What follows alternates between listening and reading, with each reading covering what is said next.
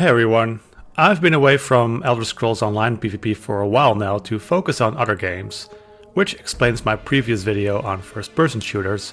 However, I'm still keeping up to date with ESO and I recently noticed that something big is about to happen. Normally I don't like making videos talking about patch notes, but this change is going to have a big impact on PvP, and it pertains to something I've made multiple videos on in the past. So I felt like it was necessary to make a new ESO related video, if only to prevent people from potentially using soon to be outdated information available on this channel. Starting with update 43, which will go live on PC in August, the Ravenwatch campaign will once again allow proc sets to be used there. So for those who aren't fully aware of what the whole no-proc thing is about, here's a quick history lesson. Back in late 2020 and early 2021, ZeniMax were conducting multiple tests in Cyrodiil to see if they could improve server performance, or at least find the source of the bad performance there.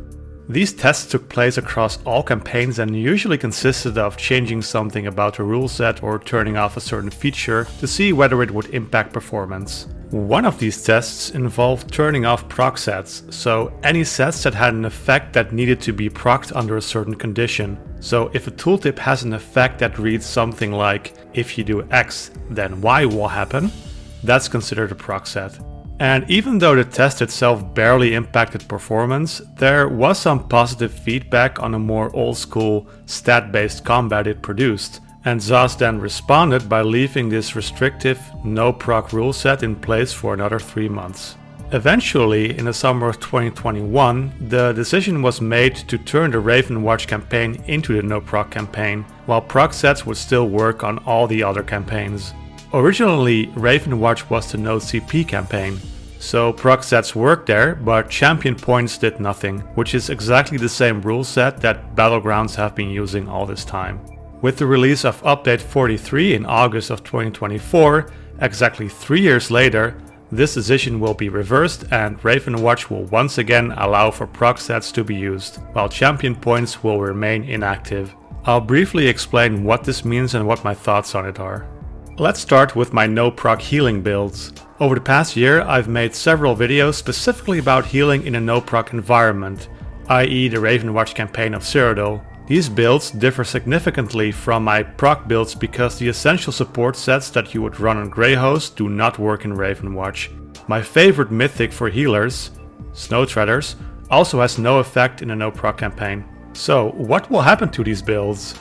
Without a doubt, I can say that these builds will not be viable the moment that update 43 goes live. With the no-proc restriction being lifted, my old Heartland Conqueror Eternal Vigor builds will be rendered obsolete compared to regular healing builds based around support sets. I do not recommend running these old builds the next patch and beyond. I briefly thought about delisting my no-proc healing videos, but I've decided to leave them up for archival purposes. I worked hard on making those videos, and going forward they'll provide an insight into a playstyle that in a month's time will no longer exist and is unlikely to ever return. Then what should you run instead? If you're wondering what you should use on your healer now, the answer is simple. The same thing you would run on Greyhost, perhaps with a little more sustain built in.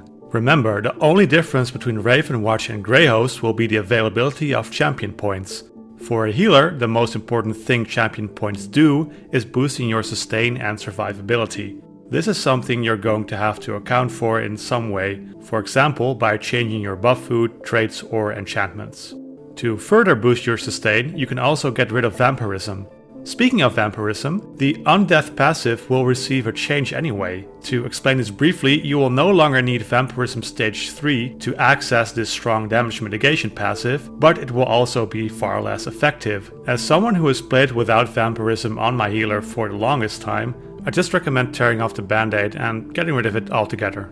Champion points can also boost your speed, so I think it will be even more important on Ravenwatch to run 3 Swift Jewelry and have your own access to Major Expedition. But personally, I already run that on Greyhost anyway. So once you've taken that into account, what I can recommend is at the very least using Snow Treaders as a mythic and one support set such as Spell Power Cure, Powerful Assault, Pillager's Prophet or Rallying Cry. Depending on your skill level and group composition, you can either wear a second support set or something something like Wretched Vitality. The monster set I go for first is Ozazan, but Symphony of Blades, Earthcore and The Blind are also worth considering. To get an idea of how to set this up, go watch my Sorcerer Healer build for update 41. It's still up to date as I don't plan on using scribed abilities personally, although you can simply add that to the build if you want to.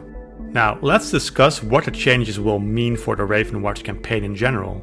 A long time ago, Ravenwatch was every bit as popular as Greyhost, on EU anyway. In recent years, it saw a steady decline in popularity as many guilds and individual players left to other campaigns or games. People are quick to blame it on no-proc, but it's more complicated than that. The big issue with Ravenwatch, in my view, was that the rule set was never clearly communicated. The in-game explanation was easy to miss, and the official list of working sets wasn't complete. There were always sets that for some reason did not work, even though they weren't proc sets. And then there were proc sets that did work. No-proc Ravenwatch could have been a great starting point for newer PvP players, but the poor communication from ZAS made sure it never fulfilled this potential. It was almost more challenging to find good no-proc builds than regular ones. The real decline started when the new PvP servers arrived. As it turns out, many guilds and players were simply taking refuge in Ravenwatch because, due to the lower population, the performance issues weren't as severe as on Greyhost. But when Greyhost got a massive boost with the new servers, Ravenwatch started bleeding players again until, in early 2024, I left as well. There was simply not enough action, faction populations were never balanced, and the outcome of a battle relied too much on sheer numbers.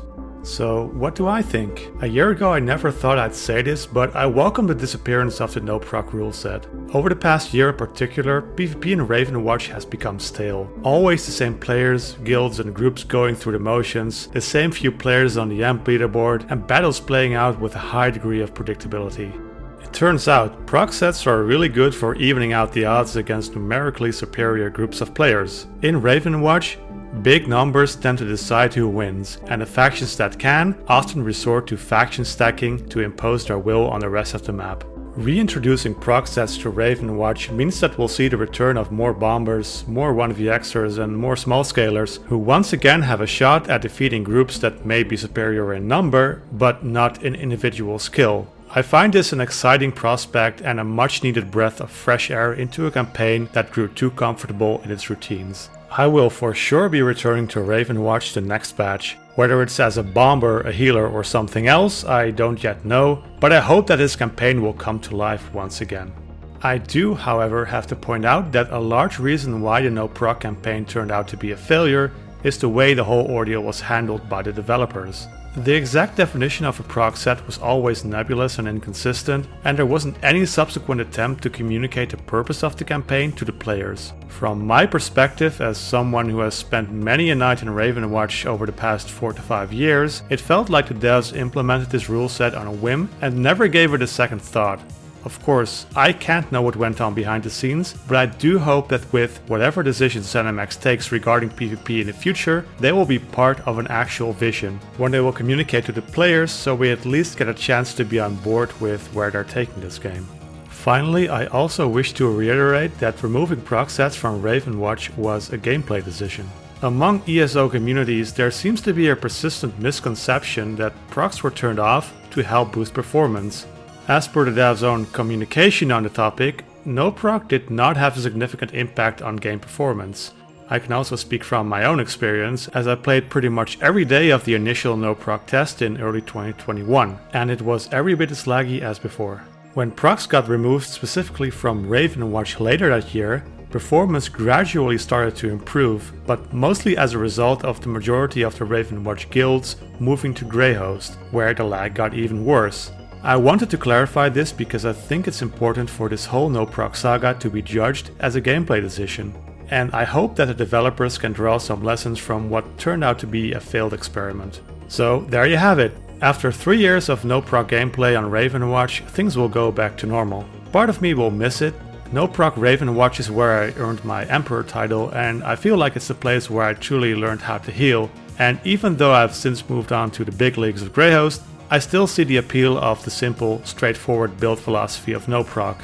At the same time, in an MMO like this, you sometimes need to shake things up a bit, even if that means going back to the way things once were.